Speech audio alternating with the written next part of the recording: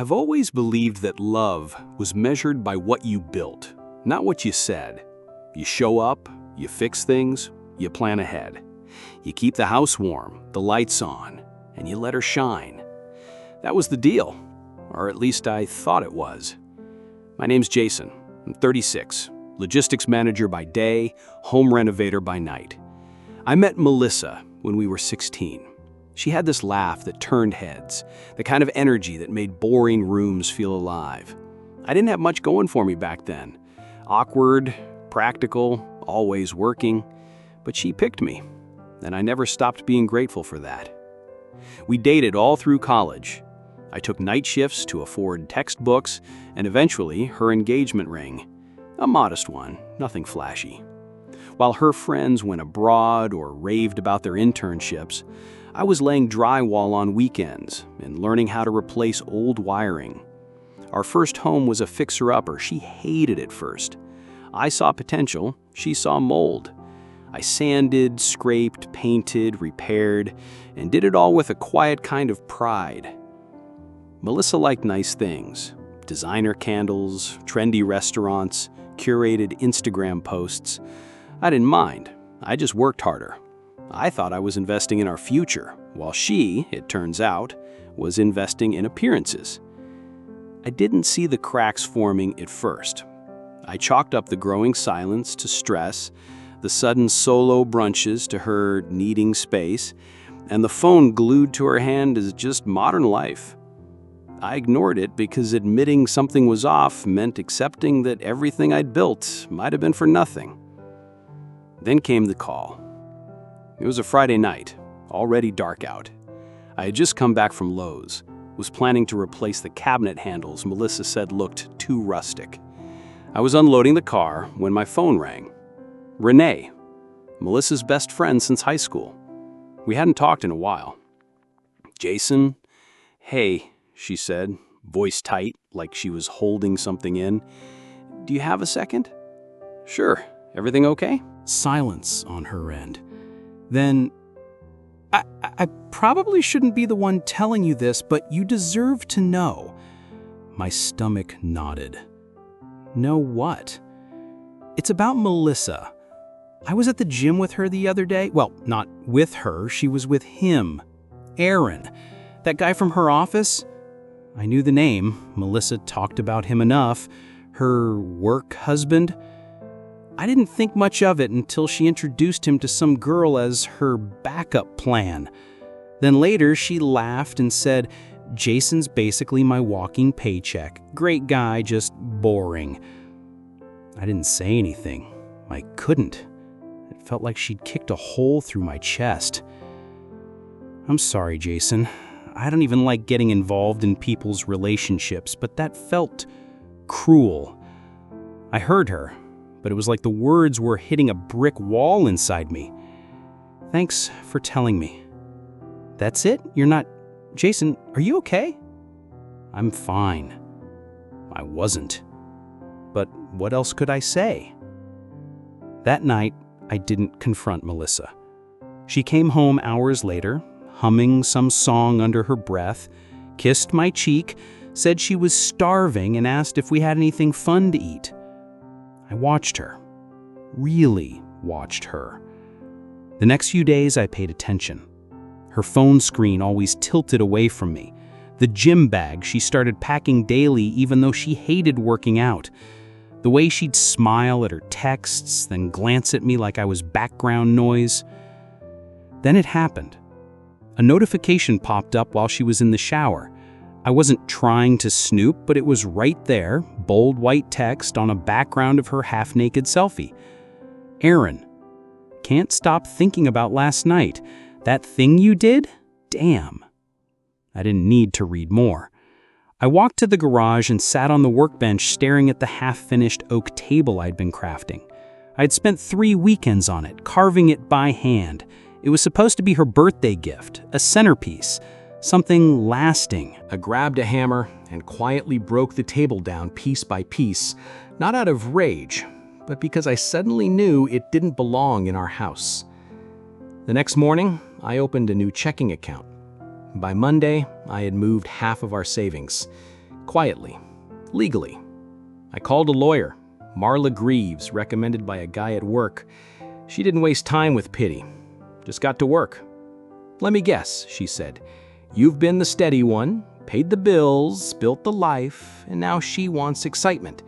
I nodded. "Then let's make sure you don't pay for her midlife crisis." 2 weeks later, Melissa was deep in planning her parents' annual family BBQ. She had a list for me. Coolers, charcoal, drinks, grilling utensils. I played along. She still had no idea. Her family always treated me like hired help. Her dad once called me Mr. Fix-It in front of everyone and laughed like it was cute. Her mom acted like I was the butler who got lucky. But this time, I was ready. I brought everything, loaded the car, smiled, played the role. Melissa? She was glowing. She wore this red dress she knew I liked, probably for his benefit now. Aaron wasn't even family, but there he was, showing up halfway through with a six-pack and a protein shake in hand. Everyone acted like it was normal. And then it happened. We were standing by the grill and Melissa leaned toward her cousin Tammy and said, clear as day, "That's Aaron. This is who I would have ended up with if I wasn't so damn responsible." Cammy laughed. Aaron smirked. I set the tongs down, wiped my hands on the towel. I said, "Enjoy your afternoon," quietly. Melissa turned, confused. "Jason, what?" But I was already walking to the car. She didn't follow me. I didn't go home that night. I drove to a quiet hotel off the highway and paid in cash. Sat on the stiff mattress, still wearing my barbecue-stained shirt, and stared at the ceiling fan as it spun in slow, lazy circles. My phone buzzed a few times, Melissa, obviously, but I didn't answer. The calls stopped around midnight. No texts, no apologies, not even a "where are you?" Just silence. In that room, I allowed myself to grieve. Not just the betrayal, but the death of the life I thought I was building. I had spent over a decade laying emotional bricks, fixing problems before they started, holding steady even when Melissa leaned away. And now, I was just a name on her utility bills. I returned home early, half expecting a showdown, but the house was quiet. Melissa was still asleep, or pretending to be. I showered, changed, and left for work. When I got home that evening, she was waiting at the kitchen table. Hair brushed, makeup on, wine glass half full, like nothing had happened. "Where were you Saturday night?" she asked casually, like I was just late for dinner. I dropped my keys in the bowl and looked her dead in the eye. "I know about Aaron." "Excuse me?" "You heard me. I know. I've known for weeks." She blinked fast, her mouth twitching open like she was about to lie. Then she shut it again, took a long breath. "Jason, don't. Just don't." I sat down across from her, calm, flat, cold. "I saw the texts. I know about the gym meetups. I know what you said to your friends. I know what you said about me. Walking paycheck. No spark. I know who I am to you." She looked away, eyes darting to the window like she might escape through that. "Why didn't you say anything?" she whispered. "Because I wanted to see if you'd come clean, if there was even a shred of honesty left." She set the glass down. "Look, it wasn't supposed to go anywhere. Aaron's just fun. I was stressed. You've been distant, always working." I actually laughed at that. "You're blaming this on me? I've been fixing this house, managing our bills, keeping everything afloat, while you were out there playing pretend." Melissa crossed her arms. "I just wanted to feel alive again. You never take me anywhere. We don't do anything anymore." "You mean like the kitchen I remodeled? The garden you never watered? The trip I planned last summer that you bailed on because you were sick?" Her silence was answer enough. I stood up. "I'm filing. I've already got a lawyer." Her head jerked up. "Wait, what? I'm not staying in a house where I'm just some boring placeholder. You made your choice. I'm just making mine." She didn't cry right away. She didn't beg. That came later. At first, she acted insulted, said I was throwing everything away, said she never planned to leave and was going to end it with Aaron eventually. Eventually. That word stuck in my throat like bile. She moved into her sister's guest room 3 days later. I boxed up her things while she was at work, changed the locks. She came back once to scream at me through the door, asking why I was being so cold. I didn't answer. It's amazing how quickly people panic when the stability they took for granted disappears. 2 weeks after she left, I got a message on LinkedIn. Not even kidding. Aaron. "Hey man, just wanted to say I didn't mean for things to go the way they did. Melissa made it sound like you guys were over. Sorry for the drama. Hope there's no hard feelings." I stared at it for a long time. I didn't respond, but I took a screenshot, just in case. Her parents called me after the barbecue fallout, pretending they didn't know what happened. Her mom. "Jason, what's going on? Melissa says you've locked her out of the house." You can ask your daughter why. Her dad. "Listen, I know marriages go through things, but don't you think you're being a little rash?" I laughed into the phone. "You know what's rash? Inviting her side piece to a family barbecue and watching me serve him burgers like I was the damn caterer." They didn't have much to say after that. Funny how fast people go silent when the mirror's pointed at them. Melissa never apologized. Not really. She sent a long email once talking about how lost she'd been, how she never meant to hurt me, how maybe we grew apart. I didn't even finish reading it. There was no line that said, "You betrayed me." No line that said, "You didn't deserve this." Just excuses, half-hearted guilt, and emotional vagueness. I finalized the divorce papers 6 weeks later. It was clean, thanks to the prep work. Marla was a damn bulldog. Melissa didn't contest anything. Maybe she thought I'd changed my mind. Maybe Aaron wasn't so fun once the real world showed up. I don't know. I don't care. I sold the oak table pieces as firewood. Then I started building a new one. Thicker legs, a bolder grain. No symbolism, just something real I could eat on. It took time. Not to get over Melissa exactly, but to unlearn who I'd been with her. The man who said, "It's fine," when it wasn't. The guy who handled everything because he thought love meant being useful. That version of me didn't die the day I left her, but he started to fade, quietly, like steam off a cracked coffee mug. I got into therapy. I told the therapist, a guy named Kevin, that I felt stupid. "Why?" he asked. "Because I gave everything and it still wasn't enough." Kevin leaned back in his chair. "You sure the problem was that it wasn't enough? Or was it that she didn't value what you gave?" That question stuck with me. For years, I had equated effort with love. I believed that if I was always there, always fixing, always making her life easier, she'd see me as indispensable. Turns out, being dependable in the wrong relationship just makes you invisible. About 3 months after the divorce finalized, I got an invite to a birthday dinner from her cousin Tammy. Yeah, that Tammy. The one Melissa whispered to at the barbecue about Aaron being her backup plan. Apparently, Tammy had broken up with her boyfriend and was trying to reconnect with people who matter.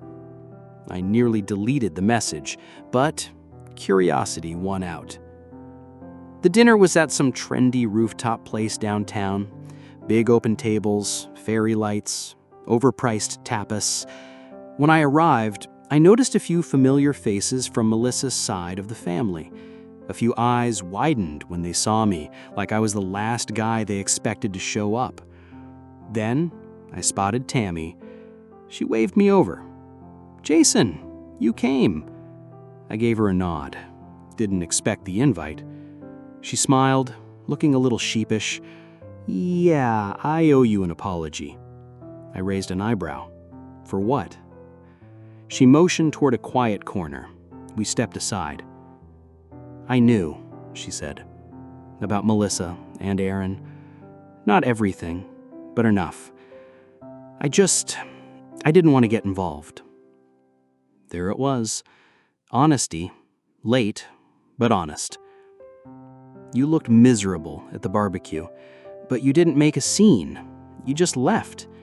I think about that a lot." I didn't know what to say, so I just nodded. Then she said something that stomped me cold. "You were the only one who ever treated her like she wasn't a performance. She didn't know how to handle that." About a week after the dinner, Melissa showed up at my house, uninvited. I had just finished installing new shelves in the garage when I heard the knock. She stood on the porch in jeans and a hoodie. No makeup, no flashy bag, no rehearsed smile.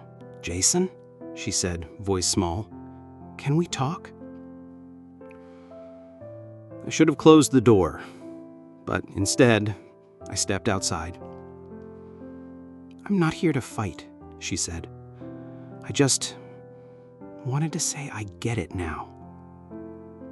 I folded my arms. "Get what?" "What I lost." She looked around like the house held ghosts of who we were. Maybe it did. "I kept waiting for the moment when you'd snap, when you'd scream or throw something or call me names. But you never did. You just left." "Because there was nothing left to fight for," I said. She nodded. "Aaron's gone, by the way. Didn't last long once real life showed up. I didn't ask. I didn't care. I thought you were boring, that I needed something exciting. But you were solid. That should have mattered more." I let the silence sit there between us. Then I said, "You know what hurt the most? It wasn't the cheating. It was realizing I didn't matter enough for you to even admit it." Tears welled up in her eyes, but I didn't offer comfort. Not anymore. "I'm not asking to get back together," she said. "I just wanted you to know I was wrong." "I know you were." She blinked. "That's it?" "That's all I've got for you." She gave me a weak smile and nodded. "You look good, by the way. Happier." "I am." She left without another word, and just like that, it felt done. I'm not dating anyone yet. I'm not in a rush. But I've started hiking again, reading more, built a desk from reclaimed walnut, just because I wanted to. No symbolic gift, just craft. Sometimes people say I'm too quiet, that I should talk more. But the people who matter stick around long enough to realize I do talk, just not to fill me air. I've learned that love isn't about grand gestures or fireworks. It's about quiet loyalty, showing up, being seen. And the next time I offer that to someone, it'll be someone who knows the value of it.